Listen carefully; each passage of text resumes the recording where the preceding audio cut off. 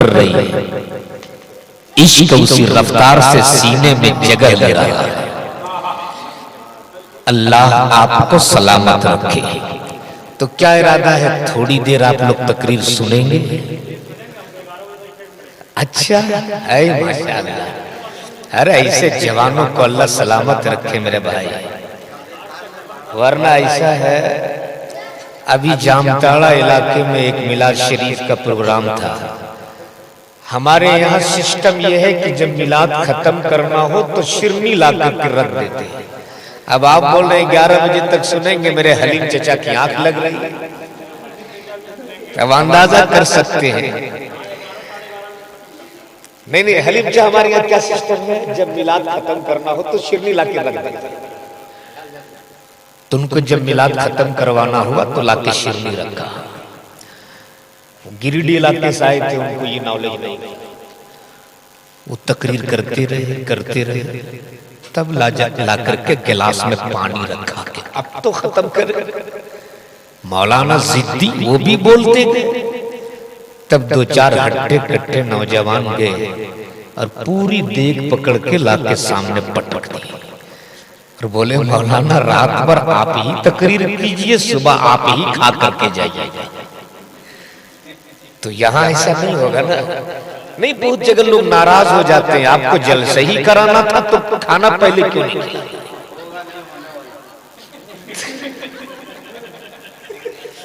तो बहरहाल थोड़ी देर सुन लेंगे ना आप लोग। अच्छा, वो बालकनी में जो लोग बैठे हैं वो लोग का क्या हाल?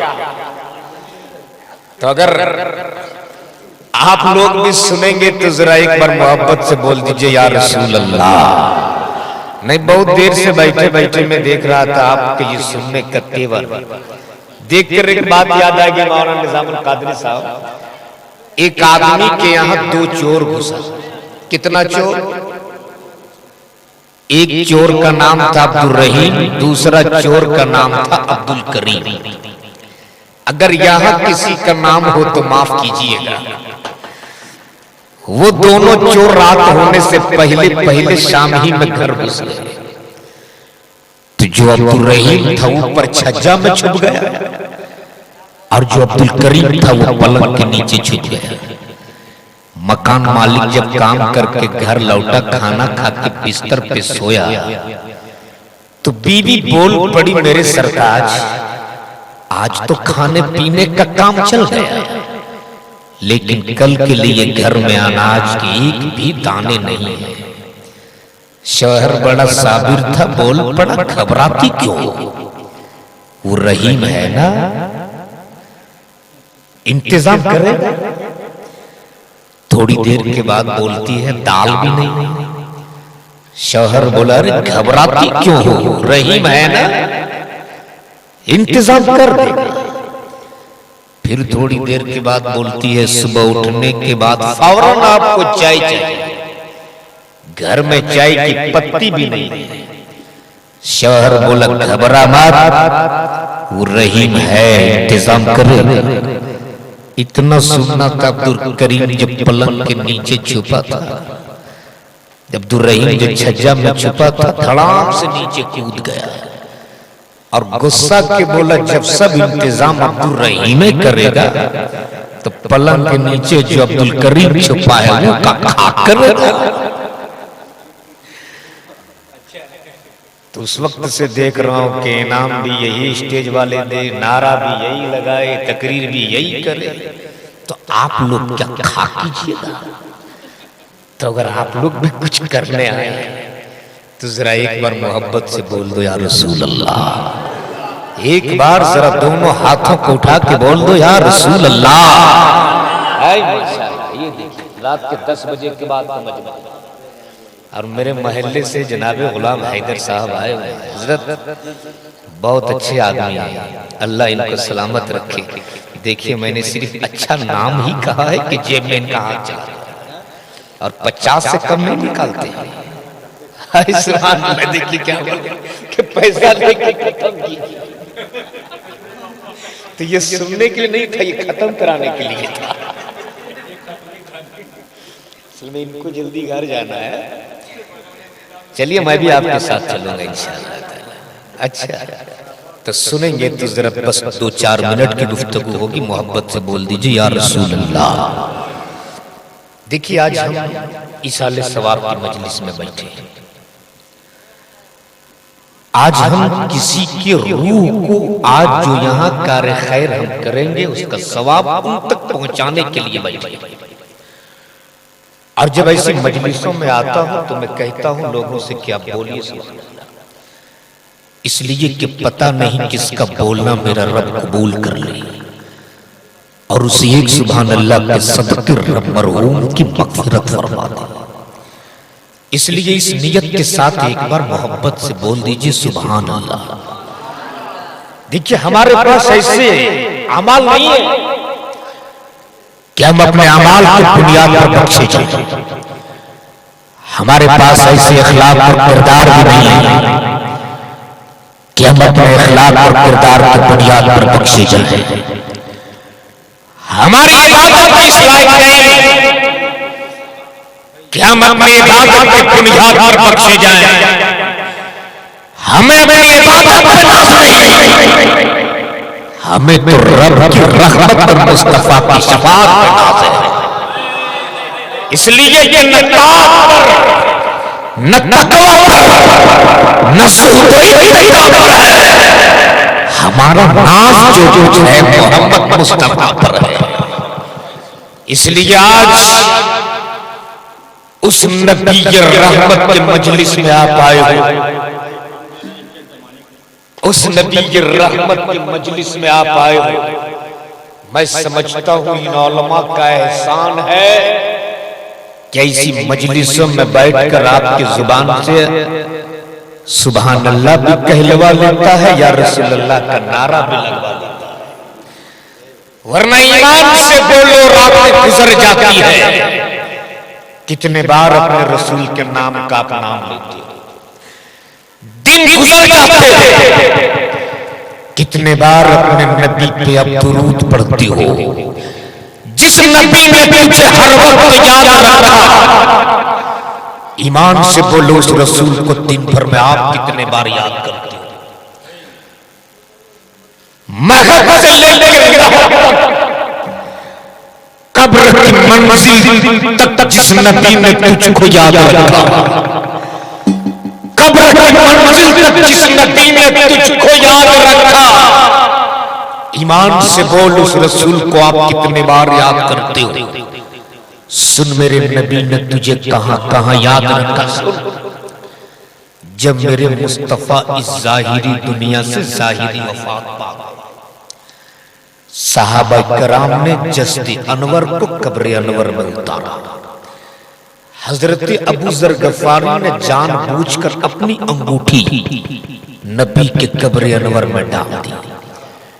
जब मौला अली नबी के जस्द अतहर को कब्र अनवर में उतार कर कब्र से बाहर निकले, अबू जर गफारी अर्ज करते मौला अली,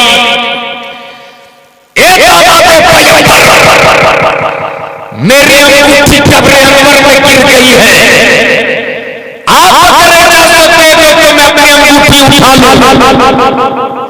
मौला अली मुश्किल कुशा ने इजाजत दी थी। हजरत अबू जर गफारी कब्र अनवर में उतरी और अंगूठी उठाने के बहाने मुस्तफा के तलबे अक़दस को चूम लिया। बोल दो सुभान अल्लाह।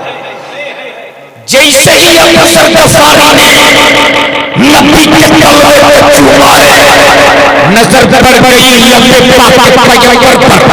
अबू जर गफारी ने नजरों में देखा, कौनैन के ताजदार के लब हिल रहे थे, मुस्तफा के लब हरकत कर रहे थे।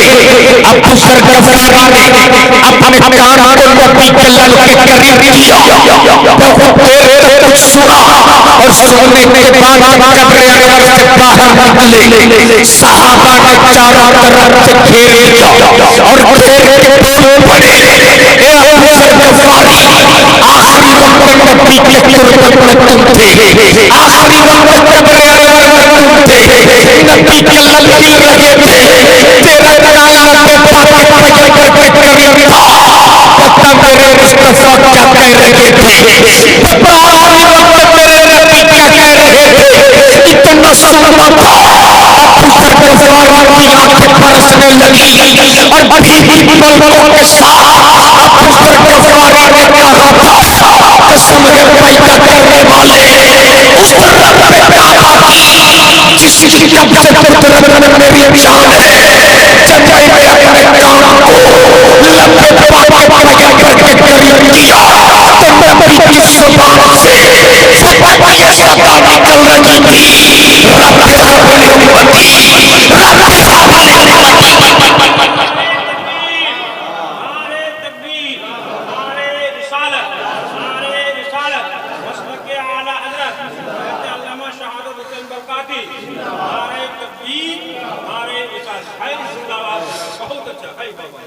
तो जिस नबी ने तुझको हर वक्त याद रखा है, जिस नबी ने तुझको हर वक्त याद रखा, पत्थरों की चोट खाते रहे मेरे मुस्तफा तुझे याद करते, याद करो ताइफ के मैदान को जिसमें पाक पैगंबर पत्थरों की चोट से जख्मी है, नबी के जिस्म पाक से लहू के कतरात रिस रहे, जालिमों ने जब पत्थर बरसाया है मुस्तफा पर, अब ये पत्थर का दर्द नहीं जाता था, मेरे पैगंबर के कदम में पाक पे दूसरा पत्थर लगता था। नाले में पाक के पैगंबर लहू से भरा हुआ है, लेकिन तुम्हारे मुस्तफा पत्थर की चोट खाते रहे, उम्मत के लिए दुआ मांगते रहे, लहू होते रहे, उम्मत की मग़फ़िरत की दुआ करते रहे, मुस्तफा भूखे रहे, उम्मत की बख्शिश के लिए रोते रहे। तब तो आला हज़रत फरमाते अल्लाह का जहन्नम अब भी न सर्द होगा, रो के मुस्तफा ने दरिया।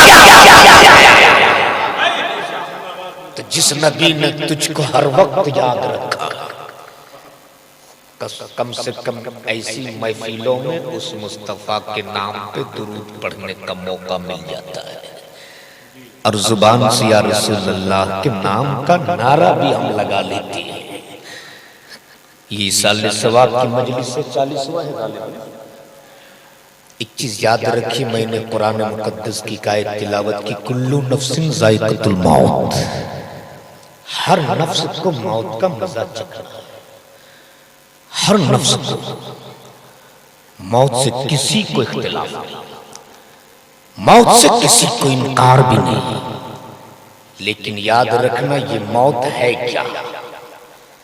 ये मौत जब एक काफिर पे आती है तो ये मौत मौत बन जाती है, और यही मौत जब एक आशिक रसूल पे आती है तो अपने महबूब से मुलाकात की रात बन जाती है। और एक आशिक रसूल मौत से डरता नहीं है, बल्कि मौत की आंखों में आंखें डाल के कहता है मौत तू आ, जब तक तू आएगी नहीं लोग हमें देखने आएंगे, ए मौत तू आ, जब तक तू आएगी नहीं लोग हमें नहलाएंगे, ए मौत तू आ, जब तक तू आएगी नहीं लोग हमें अपने कांधे पर उठाएंगे नहीं, ए मौत तू आ, जब तक तू आएगी नहीं लोग हमें दफनाएंगे नहीं, और जब दफनाएंगे नहीं तो आका कब्र में तशरीफ लाएंगे। इसलिए आशिक जब जाता है तो जुबान पे सदा होती है लहद में आका की दीद होगी, लहद में आका की दीद होगी। मैं सच के घर से निकल रहा हूं, मेरे घर वालों ये रोना कैसा, अरे मकान ही तो बदल रहा, मेरे घर वालों ये रोना कैसा, मकान ही तो बदल रहा। और एक आशिक जब जाता है तो सदा होती है कि लगा के खुशबू मैं सो रहा, मुझे फरिश्तों उठाओ जल्दी, फरिश्तों देर मत करो, जिस नबी की दीद के लिए बरसों बरस करवटें बदलते रहा, जिस नबी की ज़ियारत के लिए जिंदगी भर आहें भरते रहा, जिस नबी की दीद के लिए जिंदगी भर सिस्कियां लेते रहा, जिस नबी को बेटे के जिंदगी भर दुरूद पढ़ते रहा, जिस नबी को बेटे के जिंदगी भर पढ़ते रहा, मुस्तफा जान रहमत पे लाखों सलाम, शमे बसर हिदायत पे लाखों सलाम। और जब लाखों सलाम से मेरा दिल ना भरा था, तब मैंने यूं कहा था, काबे के बदलू तो जा, तुम पे करोड़ों दुरूद, तैबा के शम्स दुआ, तुम पे करोड़ों दुरूद, जाफे जुमला भला, तुम पे करोड़ों दुरूद, शाफे रोज़े कसा, तुम पे करोड़ों दुरूद। और या रसूल अल्लाह कोई कहे क्या, तुझसे मेरा हो भला, जब तक खुदा ही छुपा तुम पे करोड़ों दुरूद। जिस नबी को बेदेखे जिंदगी भर दुरूद पढ़ा है, जिस नबी को बेदेखे जिंदगी भर सलाम पढ़ा है, कब्र की मंजिल में उसी रसूल की आमद होने वाली है। लेकिन आज हम मौत को भूल चुके हैं।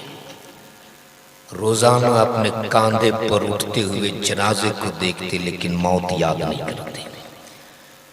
कब्रों पे उड़ती हुई धूल देखते हैं, लेकिन मौत याद नहीं रखते। जबकि ये कन्फर्म है कि सबको मरना है, लेकिन इस दुनिया में लोग इस तरह खो चुके हैं। क्या हराम है, क्या हलाल है, क्या जायज है, क्या नाजायज है, कोई मतलब नहीं। माल आना चाहिए, चाहे हराम का हो या आना चाहिए। जबकि ये कन्फर्म है कि एक दिन मरना है। किसके लिए? बड़ी बड़ी बिल्डिंगें बना रहे हो, किसके लिए? हराम की कमाई से अपने औलादों के लिए जमीन खरीद रहे हो, गाड़ी खरीद रहे हो, किसके लिए? याद रखना, जब तक ये तेरी सांसें चल रही है तब तक ये बिल्डिंग तेरी है। जब तक ये दिल की धड़कन सलामत है तब तक ये गाड़ी तेरी है। जब तक तेरी आंखें खुली है तब तक ये बिल्डिंग तेरी। जिस दिन सांसें रुक जाएगी, धड़कनें बंद हो जाएगी, आंख बंद हो जाएगी, न जमीन काम आए, न बिल्डिंगें काम आए, न मकान काम आए। जिस औलाद के लिए तुमने न हराम देखा है, न हलाल देखा है, न जायज देखा है, न नाजायज देखा है, वह औलाद भी काम आने वाली नहीं है। वही औलाद कहेगी गर्मी बहुत है, बदबू आने लगेगी बॉडी से, जल्दी करो। तेरा भाई रोती रहेगा, कहेगा जल्दी करो। बीवी रोती भी रहेगी, कहेगी जल्दी करो। तेरी औलाद तुझको दफनाने के बाद तेरी जायदाद को तकसीम करने के लिए आपस में लाठियां भी चलाएगी, जरूरत पड़ी तो तलवारें भी चलाएगी, जरूरत पड़ी तो हथियार भी लेकर के खड़े हो जाएंगे। तो जिस औलाद के लिए तूने न हराम देखा न हलाल देखा, वह औलाद आज तेरे लिए काम नहीं करती है। याद रखना, अगर जमीन के ऊपर रहकर आपने अच्छे अमाल कर लिए, जमीन के ऊपर रहकर आपने हलाल के साथ अच्छे अमाल कर लिए, कब्र की मंजिल में जब तक जाओगे, न तेरा भाई साथ जाएगा, न तेरा भतीजा साथ जाएगा, न तेरे रिश्तेदार साथ जाएंगे।